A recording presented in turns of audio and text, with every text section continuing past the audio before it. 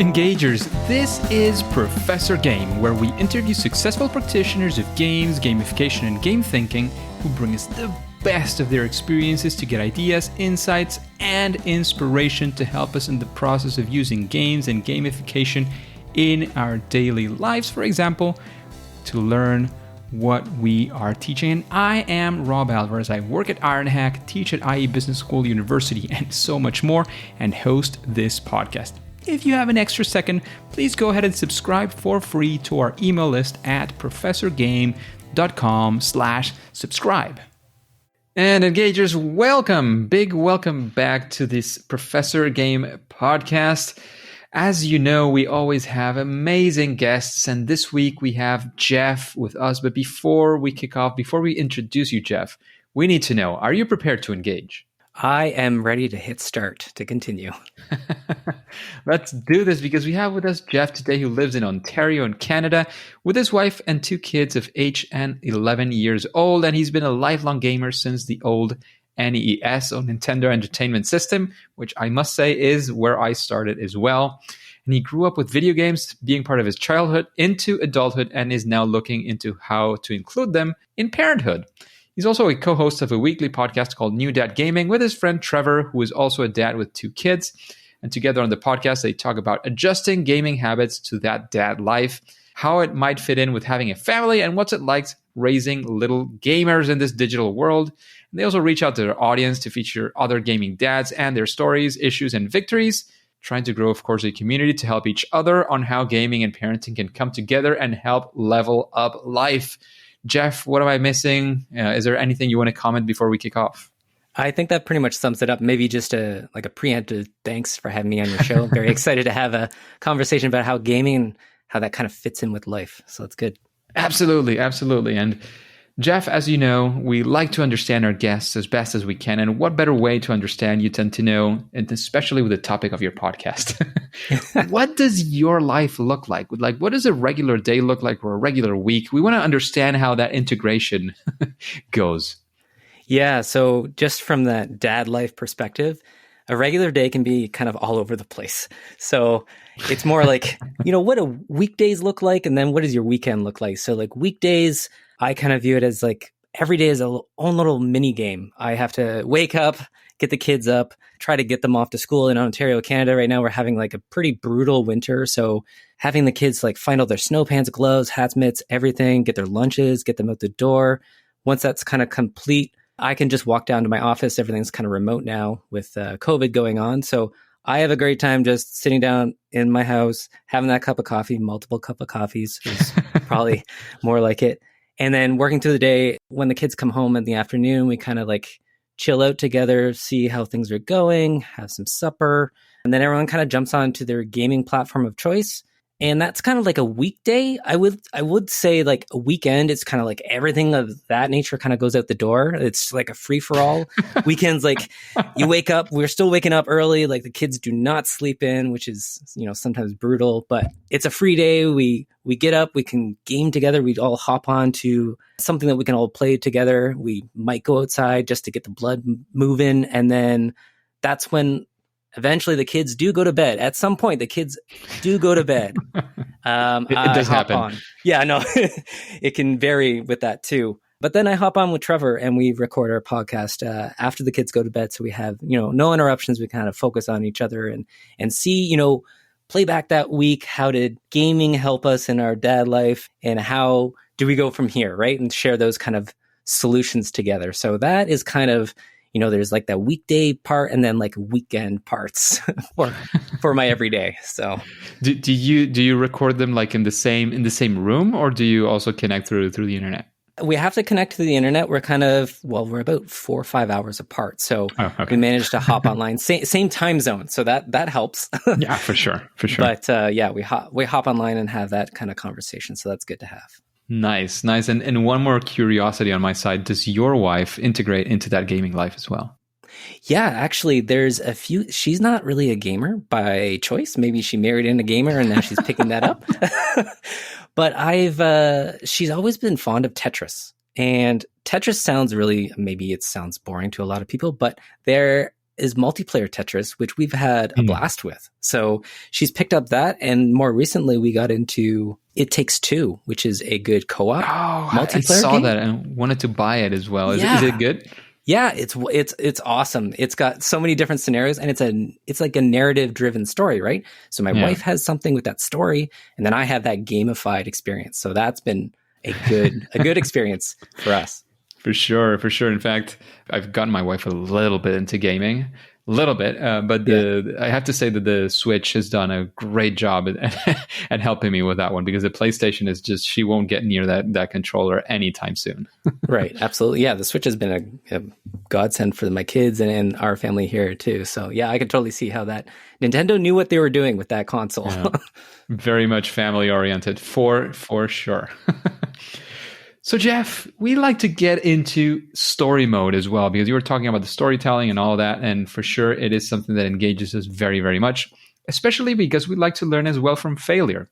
I'm guessing that, getting to this point where you have that flow and that free flow as well on weekends, got some practice, got Yeah. some fails, some good and some bad. So we want to hear all about that, especially of a time when you say, well, we tried to do this and it flopped, it didn't work, and we want to understand like what happened, why it didn't work, and of course how you pivoted from that.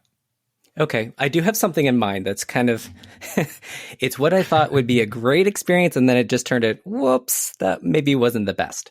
So as you kind of mentioned, I've been a gamer all my life. I grew up with video games. I felt like gaming kind of taught me skills and built my abilities on, how to interact with people online, how to deal with software, install my own games, even like modify my own games.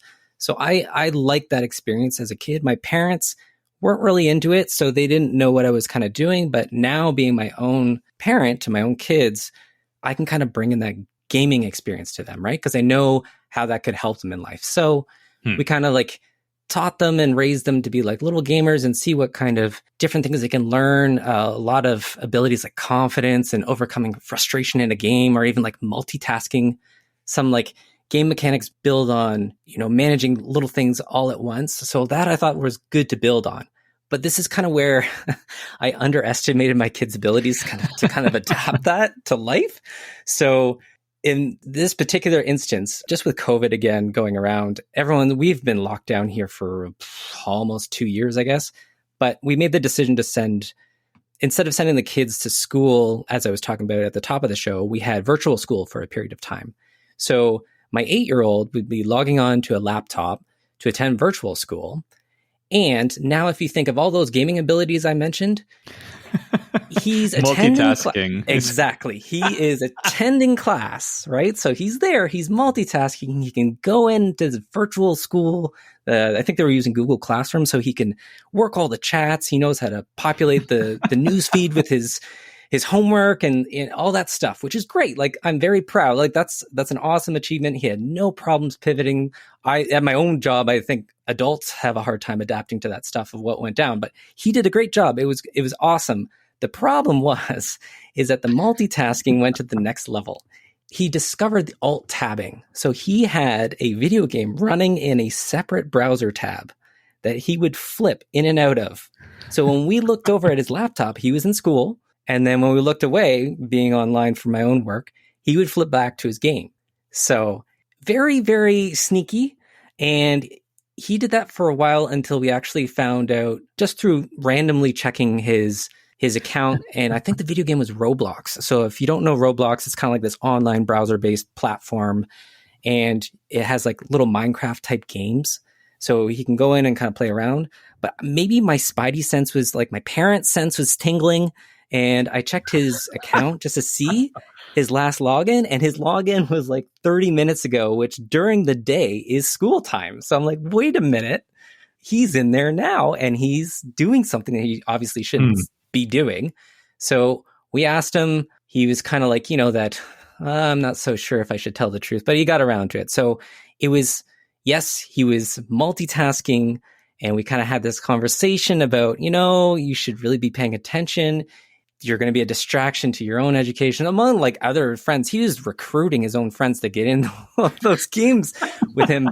So like being kind of disruptive to the class, I'm like, okay, listen, like there's a time and place for gaming. You can't do it during school. Like he totally understood. I'm glad we had that conversation.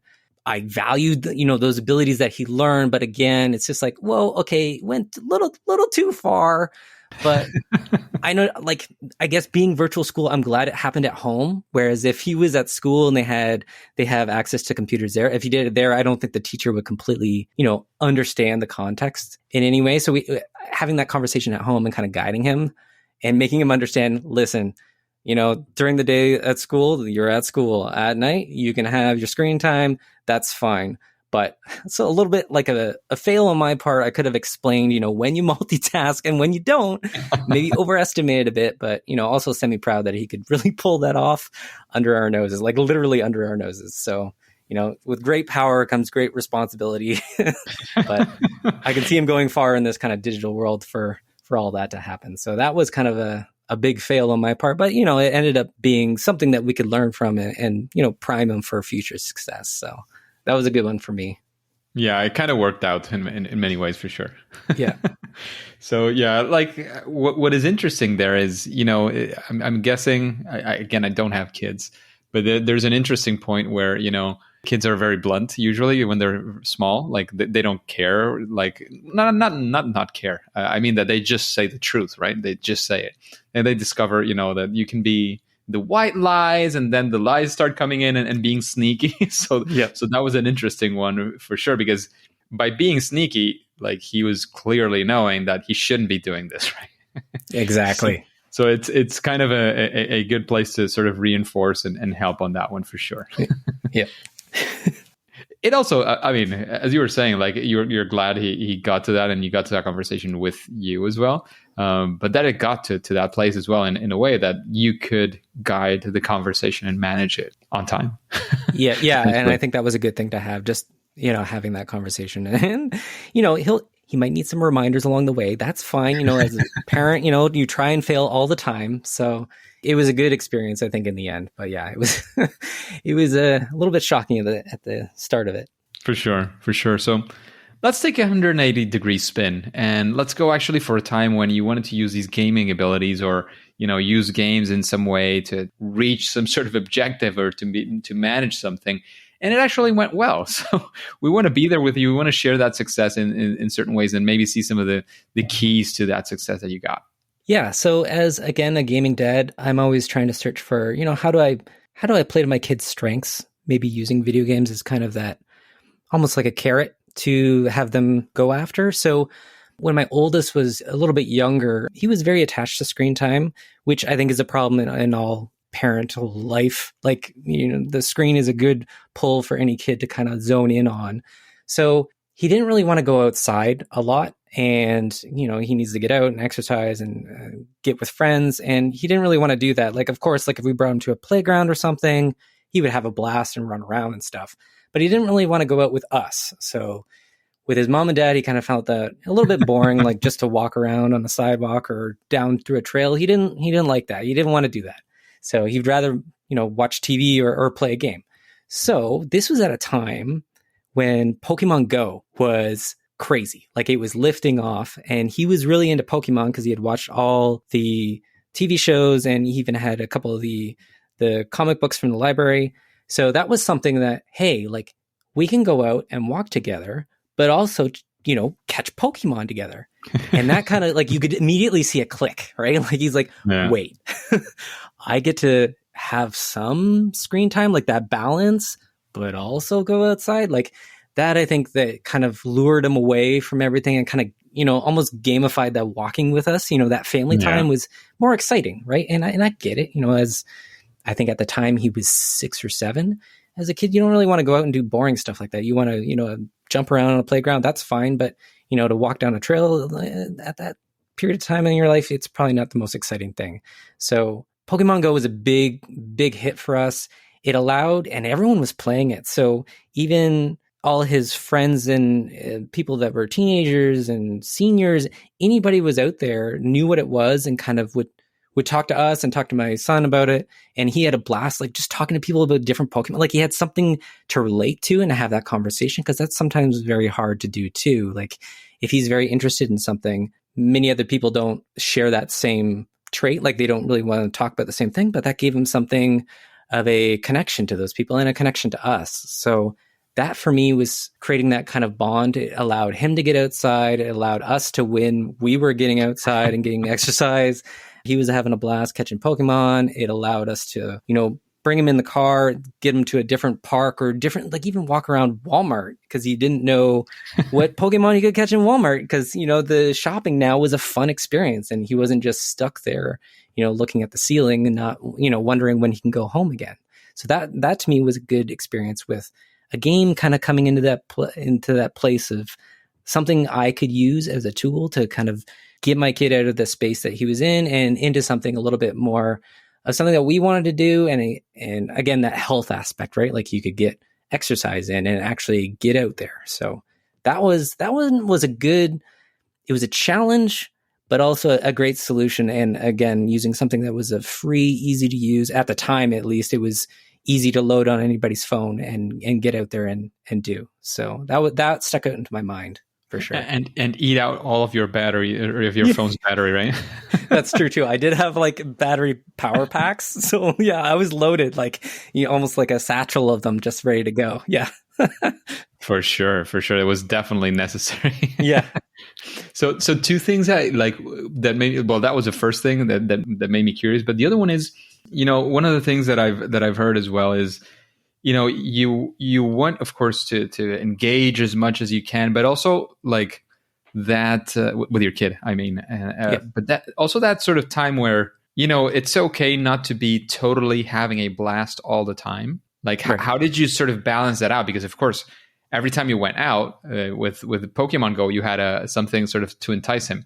But what about those times when, you just had to go to to Walmart, as you were saying?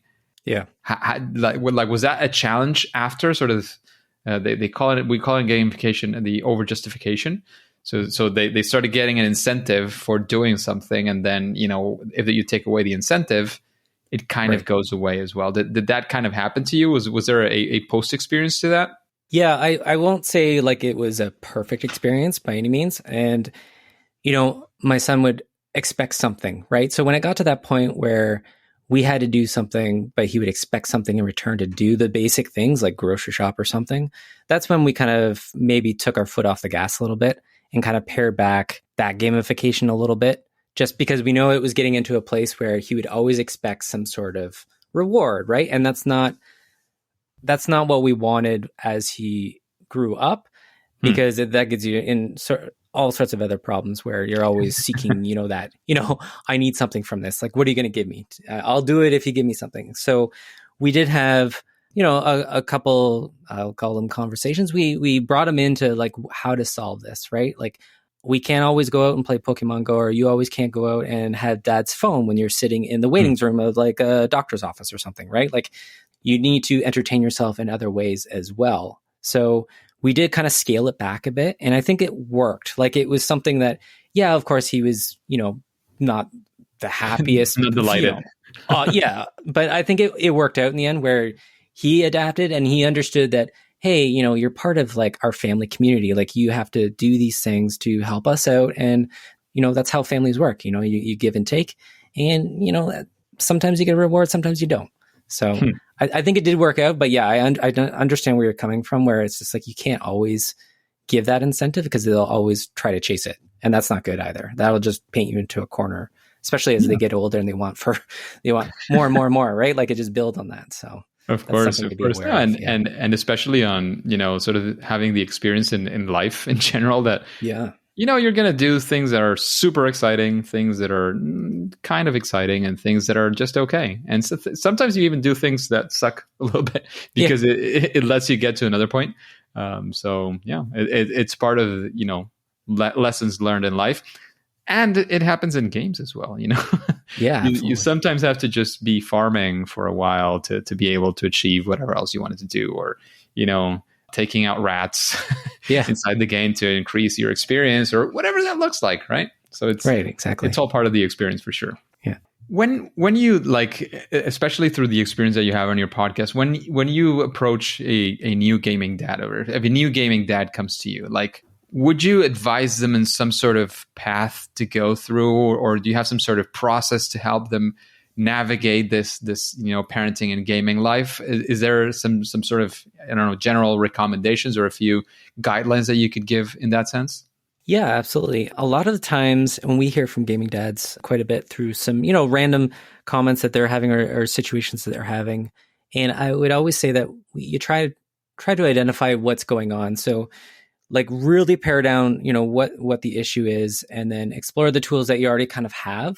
So gaming, I think like we bring in gaming as kind of that extra layer onto what you already have at your disposal. So an example I think that we usually get, or that even I've dealt with, and I know Trevor has, is just something like your kids aren't cleaning up your room, like their room. So they're leaving their stuff everywhere, the clothes are everywhere, and they don't know why they should clean their room. So they don't understand the benefit of it and what you're asking. So I would always come in with, maybe they just need that framing or like relate to them. So obviously the issue is they don't understand why they need to do it.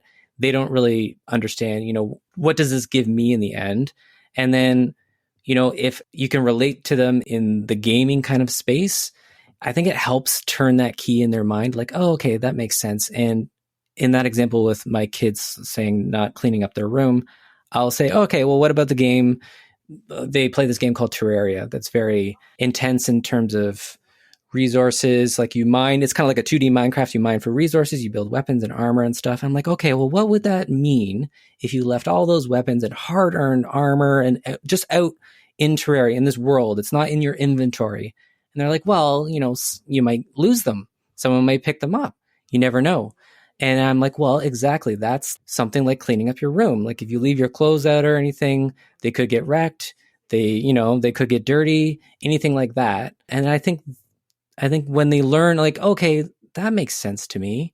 I didn't think of it that way. And that helps them kind of, again, frame what they're supposed to be doing, what you're asking of them. And usually when a new dad comes to us or somebody with a gaming problem, we kind of just say, identify what the real issue is, see if you can relate it back to gaming and what you can kind of bring to that table, and see if that clicks. Because a lot of the times it will, and sometimes it won't. Sharing fails all the time. So I think that will help, build the community and have that conversation, right? Share that knowledge. So I hope that helps gaming dads out there and how to approach kind of that game-based solution, right? So. Absolutely. That makes a lot of sense, Jeff. And Jeff, after hearing these questions, after having a little bit of the vibe of the podcast, even though we're having a slightly different questions, of course, because of the experience that you bring to the table, but is there somebody that comes to your mind that would say, oh, I would really like to listen to this person talking here in this podcast on Professor Game?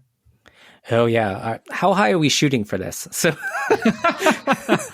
because if you could get Hideo Kojima, and I know that is a big name, he created Metal Gear Solid and he's done Death Stranding and PT, like his mind on how he approaches games and life and how to interact with different ways. Like he's always been reinventing how gaming can kind of attach to your life. I still remember where he would, in Metal Gear Solid 2, I think, it would read your memory card. So every response from the game, it would be personalized to you, like that kind of stuff, like to get into his head and like, what are you actually thinking and how do you come up with these solutions and look at life and how to include them into this development? I think that would be awesome. Maybe if it was somebody more obtainable, I would say the Wordle guy. So the guy that invented Wordle, and I don't know if you've played it, but we have.